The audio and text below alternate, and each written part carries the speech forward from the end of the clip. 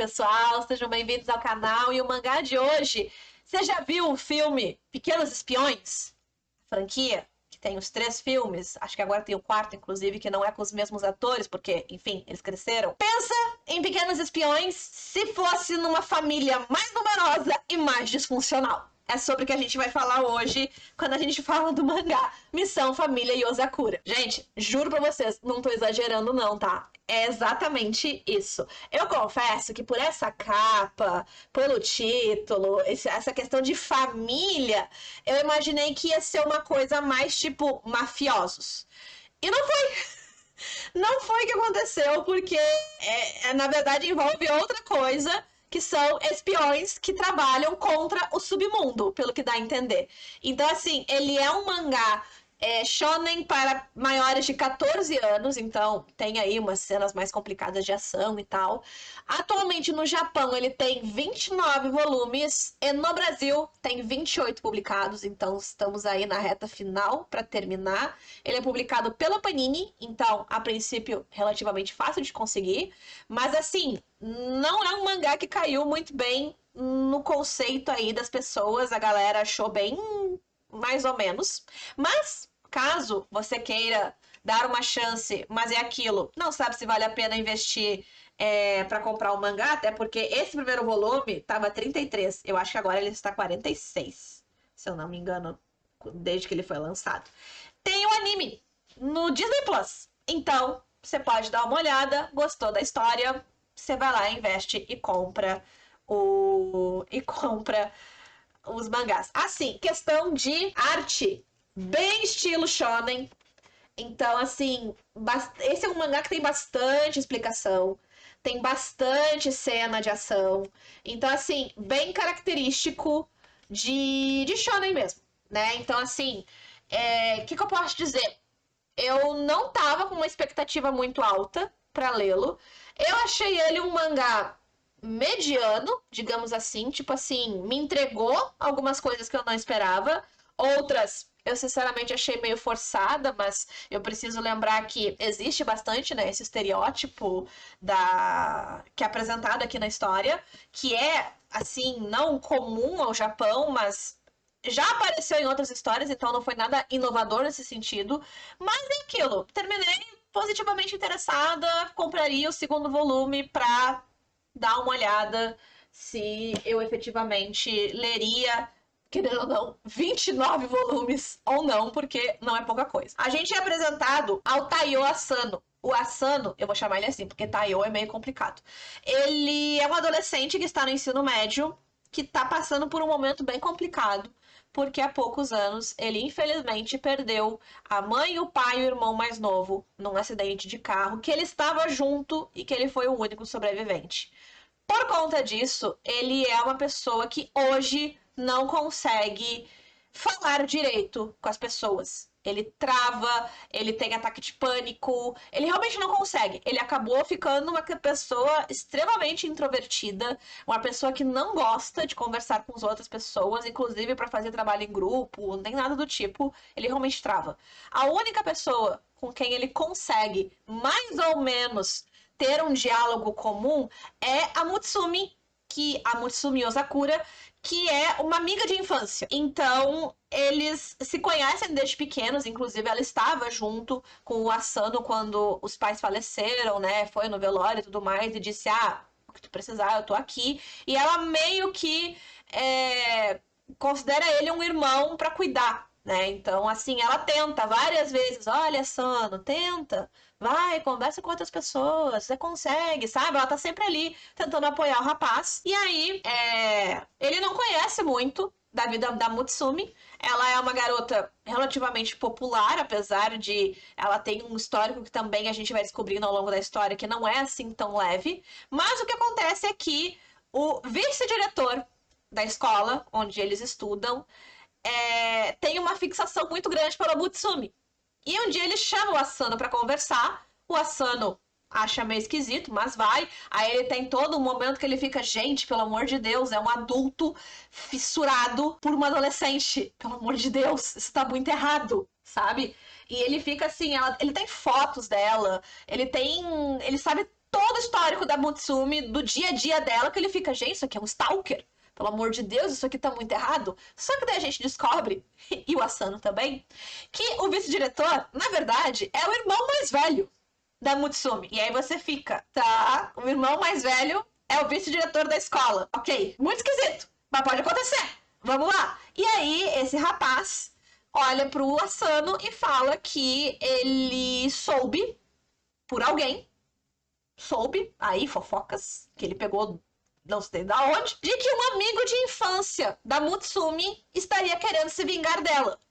E aí ele somou 2 mais 2 e ficou. Gente, o único amigo de infância que a Mutsumi tem contato é o Asano. Então, logo, é só ele que pode estar querendo ferrar com a vida da minha irmã. E ele fica, não sou eu? Por que eu iria querer fazer isso? Eu não consigo nem falar com as pessoas direito. O que eu vou fazer? Só que o irmão fica assim, por questão de contingência, de cuidado, eu vou acabar com você, eu vou te matar. Tá? Não é nada demais. E aí o Asano fica, peraí, como assim não é nada demais? E aí o Asano é salvo por um outro irmão, Yosakura, que leva o Asano pra mansão e explica ali toda uma situação, a gente entende um pouco dessa dinâmica familiar e dá a entender algumas coisas, entre elas que a Mutsumi não é a mais nova, mas ela tem outros 6 irmãos, se eu não me engano, e todos os outros 6 irmãos são espiões, menos ela. Por quê?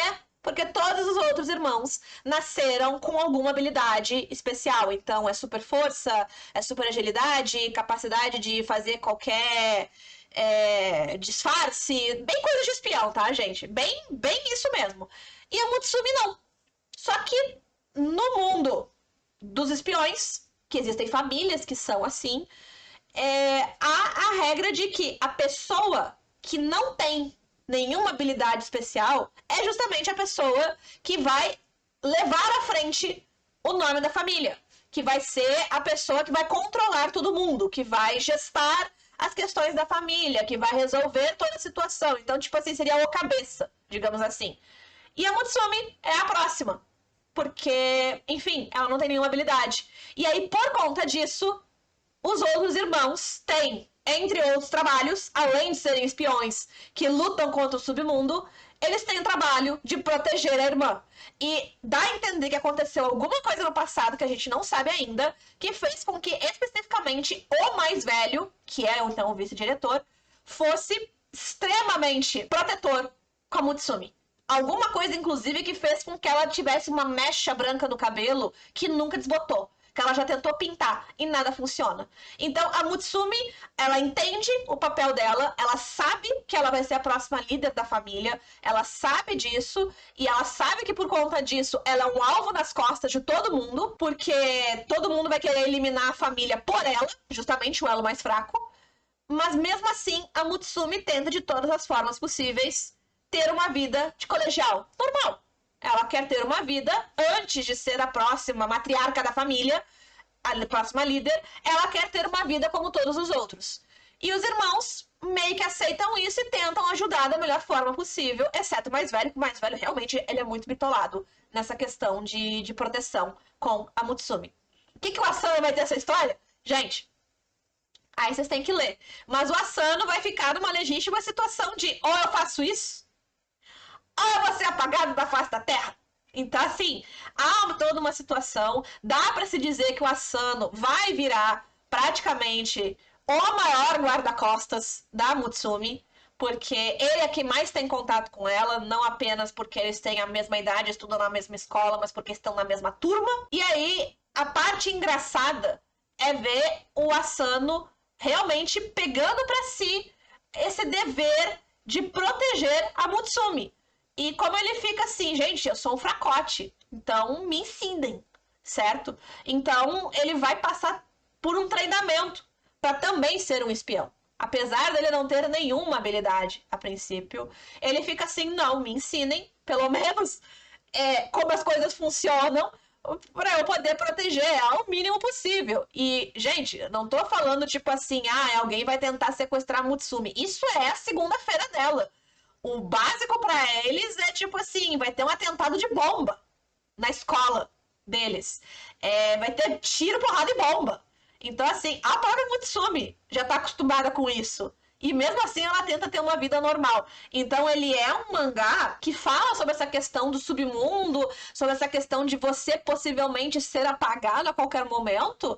E ela leva com uma leveza do tipo, é só uma segunda-feira.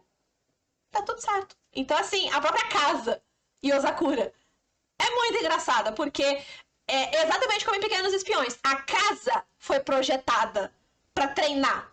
Então, tipo assim, se você é uma pessoa que não recebeu nenhum treinamento de espião, você não vai sobreviver nessa casa. Você não vai conseguir sequer ir no banheiro. E tem uma cena muito engraçada com o banheiro, inclusive.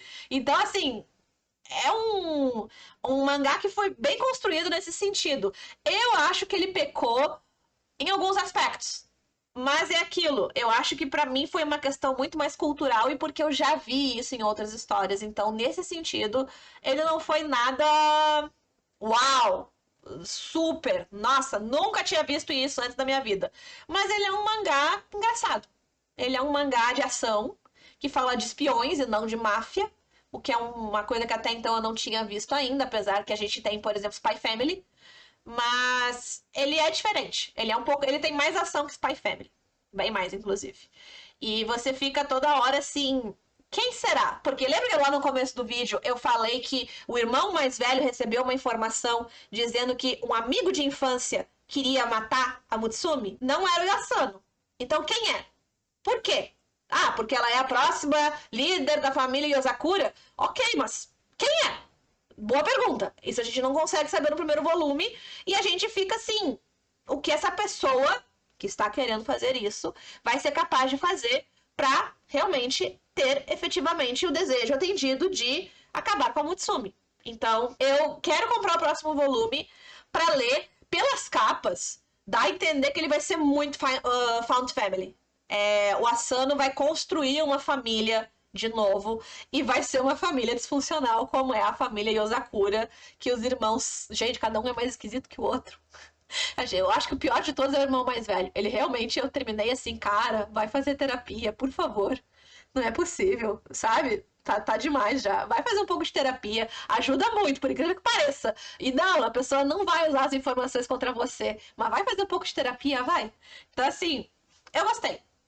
Assim, na hora não foi um uau, mas eu confesso que agora, fazendo a resenha pra vocês, ele é um mangá que eu, assim, eu leria a continuação.